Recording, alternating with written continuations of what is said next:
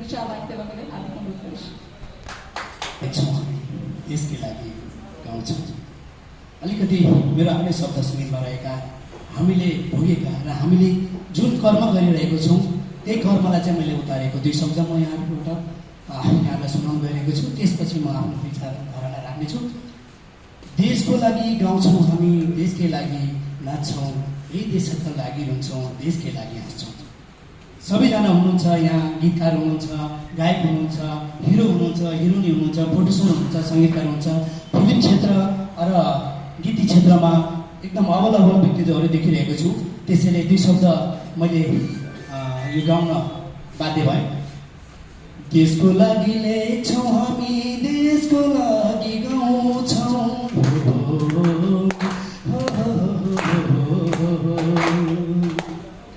देशको लागि गाउँछौँ हामी, देशको लागि नाच्छौँ, ए देशका लागि रुन्छौँ, देशकै लागि हाँस्छौँ, ए देशका लागि रुन्छौँ, देशकै लागि हाँस्छौँ।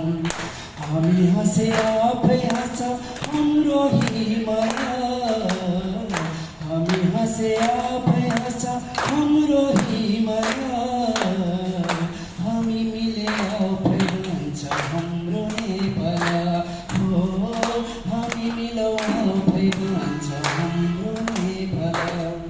Thank you so much. Madhesh Pradesh चलचित्र सम्बन्धी प्रधानको विचार समूहमा गोष्ठी तथा चलचित्र कर्मी तथ्याङ्क सङ्कलन कार्यक्रमका उद्घोषिका र मधेस प्रदेशका सदस्य हुनुहुन्छ आदरणीय पुष्पाजी। त्यसै गरिकन आजका प्रमुख अतिथिगणहरूमा मञ्चमा आसीन सम्पूर्ण अतिथिगणमा हृदयदेखि नै धन्यवाद व्यक्त गर्दछु। र म छुट्याउनै नहुने नाम जसले मलाई निमन्त्रणा गरेर यहाँ आज पाल्नुभएको छ, तराईमा एकदम बहुचर्चित मोडल हुनुहुन्छ लक्ष्मण मण्डल भाइलाई हृदयदेखि धन्यवाद व्यक्त गर्दछु।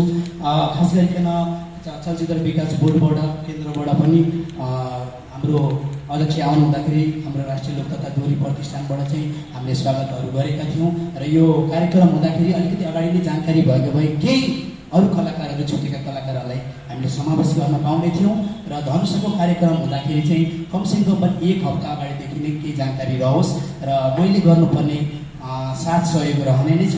र आज मञ्चदेखि अगाडि सबैजना जो बस्नुभएको छ सबैलाई हृदयदेखि धन्यवाद व्यक्त गर्दछौँ। हामी तराईमा बसेर यो चलचित्र तथा लोक सञ्चार प्रबन्धन बोर्ड जुन हामीले पाएको छौँ यो गर्वको कुरा छ, किनभने सबैले आशा बोकेको चिज थियो र धेरै वर्षौँपछि हामीले यो मध्य प्रदेश चलचित्र विकास बोर्डको जुन हामीले पाएको छौँ एकदम गर्वको कुरा हो।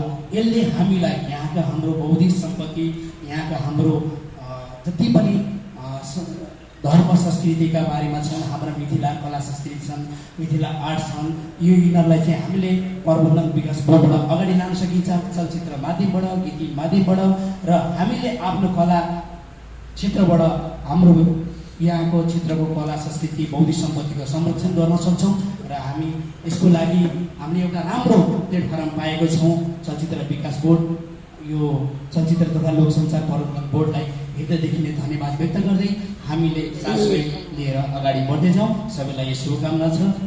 मेरो राष्ट्रिय लोक तथा डोरी प्रतिष्ठान जिल्ला कार्य समिति धनुषको तर्फबाट रुद्रसिंह क्रिएसन म्युजिक कम्पनीको तर्फबाट हृदयदेखि धन्यवाद व्यक्त गर्दै म 2 शब्द यही टुङ्गाउन चाहन्छु। हस्त धन्यवाद।